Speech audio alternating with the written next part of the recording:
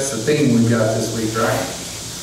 A potter can fix a broken vessel, right? But sometimes he just has to add a little bit of water, soften it up, because it is absolutely crushed, and just completely remake it. And I was broken, and God put me back together so that He could utilize me. You know, there was times that I wanted my life to be over. You know, I was blessed enough to go to the mental institution a few different times. They do that if you act erratic enough. And I always preferred jail over mental institutions because in mental institutions there was crazy people in there. Crazy people do crazy things. People in jail just do like in jail things. Yeah. Whew. But I thought at one point that I would have been much better off if I had just died. I put myself in positions to try to make that happen time and time and time and time again. And God kept putting His loving arms around me and bringing me through some things that there's no way I should have survived. I mean, did you see that cat a minute ago up on there? He was mean. I remember him.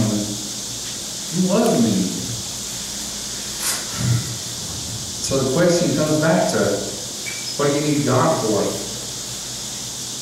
You get broke. You get crushed. I promise you. You need a potter to fix you. Because sometimes it sure gets rough. You can't fix yourself. So, what do you need God for? Answer, that's easy. Everything. You got to have God for everything in your life.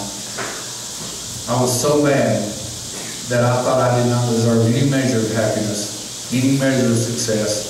Quit everything I started, never followed through on anything. Because I was so broken that I was unable to. Except for same God raised the dead, parted the Red Sea. He can put anything that's broken back together. Now I got to go spend some time at Bill Johnson's Correctional Center in Alva, Oklahoma. An absolutely wonderful place. It's a regimented treatment facility. That means boot camp. And they told me whenever I went to sign for it, they said, oh, no, Mark, they don't take anybody over 35 because it's a whole bunch of exercise and march and stuff like that.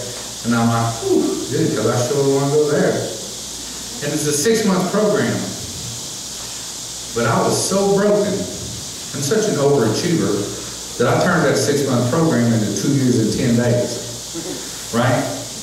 Yeah, I got my money's worth out of it.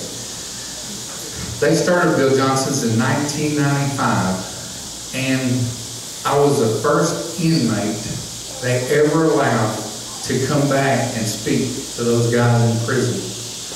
And my message was, you have a great past just ahead of you.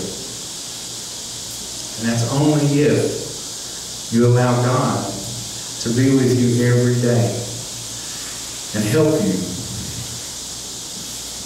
make good decisions every day, because the decisions you make today, tomorrow will be your past. Now, when I first got out, which I'm not going to say anything about Sasha anymore, because if I do, I'll start falling. Okay? I'm going to have to do this anyway. If this is the first time you ever saw me, please raise your hand.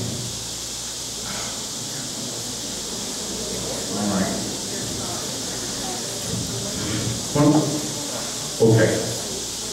Nah, I can't do it. Okay, I'm going to do it anyway.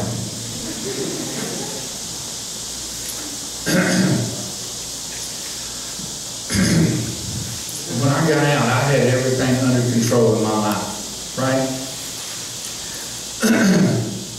My ex-wife was nice enough in her wisdom to relieve me of all my worldly possessions, so I wouldn't have to worry about where to put them or all that kind of stuff. So I didn't have anything. I mean, like, you know, the yearbooks that you have that you cherish to look at when you get old with your kids? Nope. Make some stupid decisions. See what happens. So my sister had to come pick me up there at Bill Johnson's Correctional Center, and she brought me a pair of breeches that fit someone.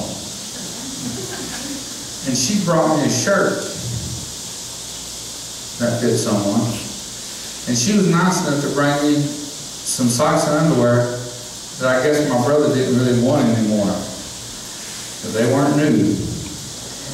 And she brought me a pair of lace-up hiking boots. Now, this was a regimented treatment facility. This was a boot camp. You wore army boots every day. And she brought me lace-up boots. Okay? So now, I just told you everything I had, right? I had a pair of socks, underwear, pants that fit someone, but not me, boots, and that was it. Okay? Now, remember, I got 3 letters, right? Well, one of them was from a weird, very weird little man named Henry Petrie. Yeah. And what do you send someone that's doing time in the penitentiary? Well, you send them pictures of the concrete slab and some red iron where they got the metal up, right? Of course, everybody knows that, right? You're in prison, you send somebody a picture of a concrete slab and some red iron where they were building the church. And because I had such a vast array of material to look at from the outside, you know, every so often I would look at these pictures of this big concrete slab and some metal sticking up in there. Now, when I got out of Bill Johnson's, my intention was not to learn to be a good Christian.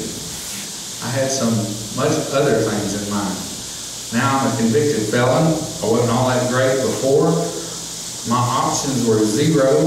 I was helpless, hopeless, and worthless. And let me get one more show of hands. If you sat in jail, locked up for 3 years, and you had one visitor and 3 letters, how many of you guys would be mad?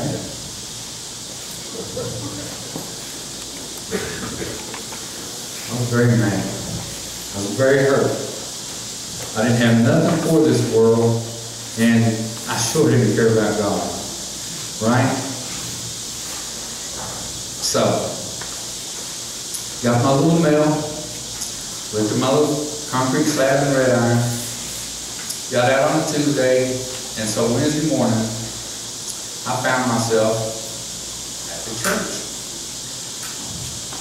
For whatever reason.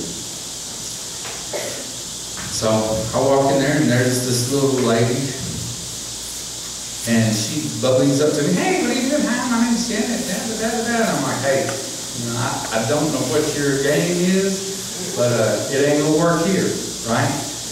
Don't know what you want, but I haven't seen anybody act like that in a long time.